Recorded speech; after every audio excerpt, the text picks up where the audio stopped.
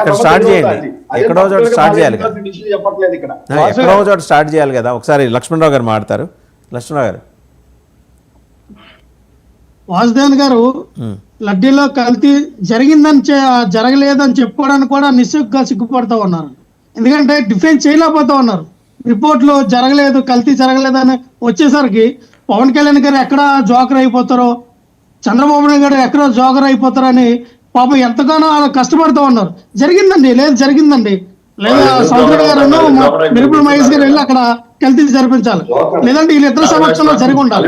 అంటే ఎంతలాగా పాపం డిఫెన్స్ చేయడానికి ఎంత కష్టపడుతూ ఉన్నారంటే మీకు నిజమే సార్. ఎందుకంటే ఒక్క నిమిషం సార్, ఈరోజు క్రిస్టల్ క్లియర్ గా వచ్చిన రిపోర్ట్లు బట్టి అర్థమైంది ఏంటంటే పవన్ కళ్యాణ్ గారు, చంద్రబాబు నాయుడు గారు, నారా లోకేష్ గారు, ఎన్డీఏ కూటమి మొత్తం టోటల్ గా జోకర్ అయింది.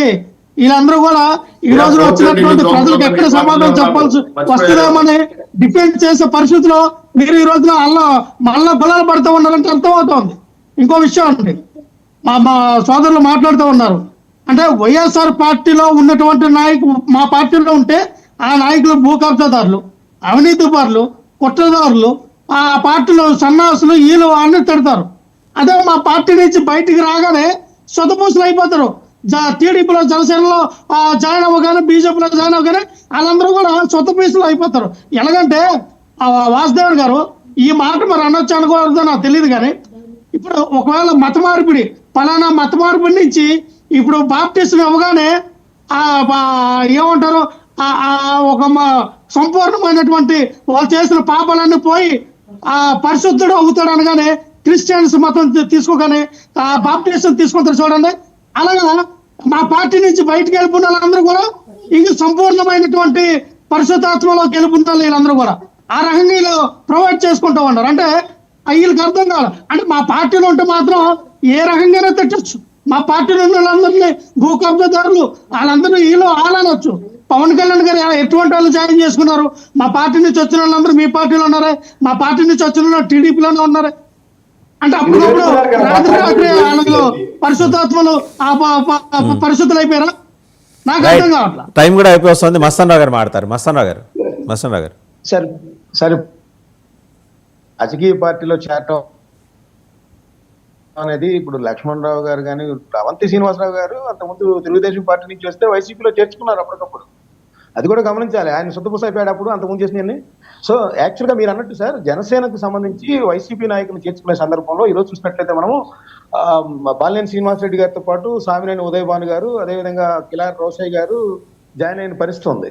ఇప్పుడు ఇంకా మీరు అన్నట్లు అవంతి శ్రీనివాసరావు గారు లేకపోతే ఇంకా చాలా మంది ట్రై చేస్తున్నారు. అయితే జనసేన అధ్యక్షుడు పవన్ కళ్యాణ్ గారు ఒక మాట చెప్పారు, మా పార్టీలో ఇలాంటి వాళ్ళందరూ ఆరోపణలు ఎదుర్కొంటున్నప్పుడు కూడా చేర్చుకుంటున్నప్పటికీ ఆరోపణల గురించి మేము ఎటువంటి సపోర్ట్ చేయము, వాటి కేసులు ఉంటే ఎదుర్కోవాల్సిందే అనే ఒక స్టేట్మెంట్ ఇచ్చారు.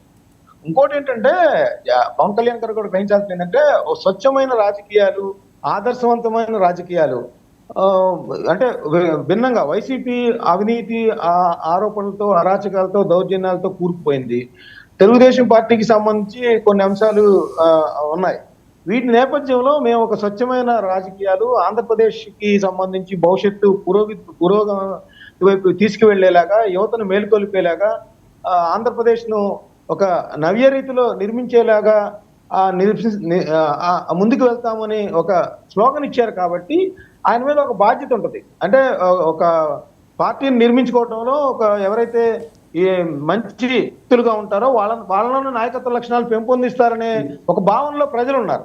అలాంటప్పుడు ఇట్లా ఆరోపణలు ఎదుర్కొంటారు వాళ్ళని, అదేవిధంగా ఇప్పుడు అధికారం ఉంది కదా అని వీళ్ళ దగ్గర చేరే వాళ్ళని దగ్గరికి చేరనీయటంలో ప్రజల్లో ఒక చర్చ ప్రారంభమైంది.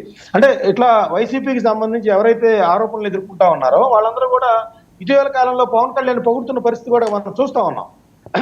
బొత్స సత్యనారాయణ గారు కావచ్చు, లేదంటే పేర్ని నాని గారు కావచ్చు, అంబటి రాంబాబు గారి వైఖరిలో గతంలో ప్యాకేజ్ ఇస్తారని చెప్పేసి పవన్ కళ్యాణ్ అన్న వాళ్ళే, ఈ నాయకత్వ లక్షణాలు లేవని పవన్ కళ్యాణ్ విమర్శించిన వాళ్ళే ఈ రోజు ఆయనలో నాయకత్వ లక్షణాలు చాలా బాగా ఉన్నాయి, ఆయనలో పరిపాలన చాలా అద్భుతంగా చేస్తా ఉన్నారు, పంచాయతీరాజ్ శాఖకు సంబంధించి కానీ, ఆంధ్రప్రదేశ్కి నిధులు ఢిల్లీ నుంచి తేవాలన్నా కానీ ఆయన శ్లాఘిస్తా ఉన్నారు. ఈ మార్పును కూడా మనం చూస్తా ఉన్నాం. అంటే వైసీపీ ఎప్పుడైతే బలహీన పడిపోయిందో వాళ్ళందరూ కూడా జనసేన వైపు చూస్తున్న పరిస్థితి. ఆ జనసేనలో చేర్చుకునేటప్పుడు ఇట్లా ఆరోపణలు విమర్శలు వస్తాయి ప్రజల నుంచి. మరి నిన్నటిదాకా అదే పేర్ని నాని గారిని, లేదా అదే అంబటి రాంబాబు గారిని, లేదా బొత్స సత్యనారాయణ గారిని, ఎవరైతే బాలినేని శ్రీనివాస్ రెడ్డి గారిని విమర్శించారు జనసేన, ఈ రోజు వీళ్ళందరినీ ఎందుకు చేర్చుకుంటుంది?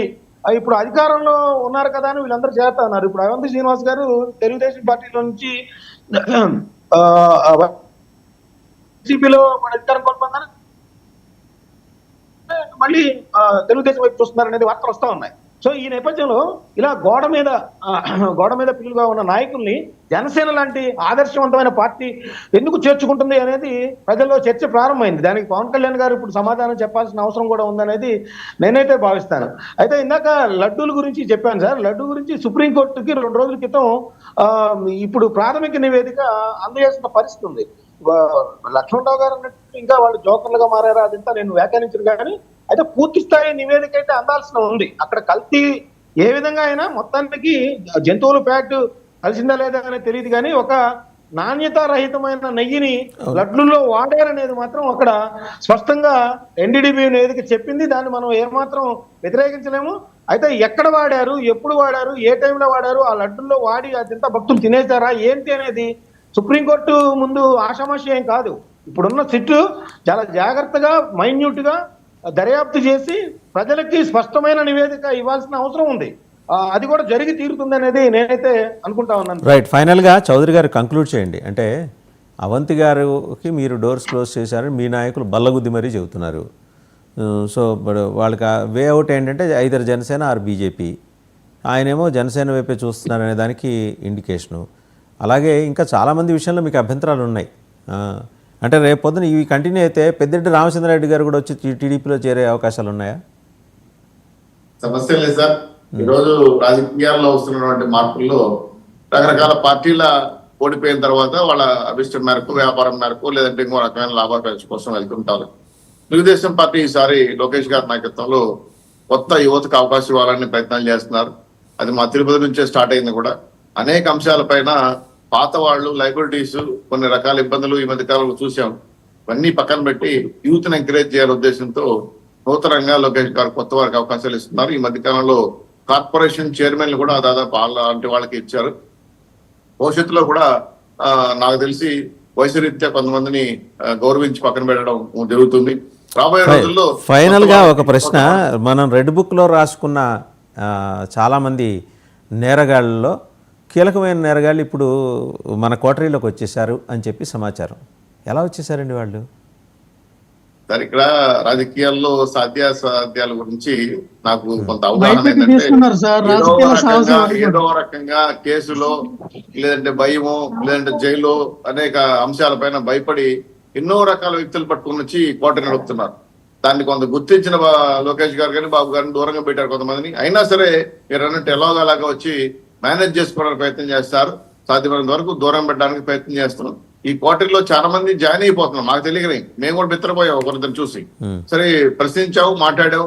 బాబు గారు కానీ లోకేష్ గారిని జస్ట్ కలిసారు మాత్రమే, వాళ్ళ సమాచారం తీసుకోలేదు. వాళ్ళు ఎవరిని కూడా కాపాడే ప్రయత్నం మనం చేయటం లేదు. ఖచ్చితంగా రెడ్ బుక్ లో రాజ్యాంగం ప్రకారం, రెడ్ బుక్ లో పేర్ల ప్రకారమే శిక్షకు మేము అయితే అడ్డుపడడం అనేది క్లియర్ గా చెప్తున్నారు.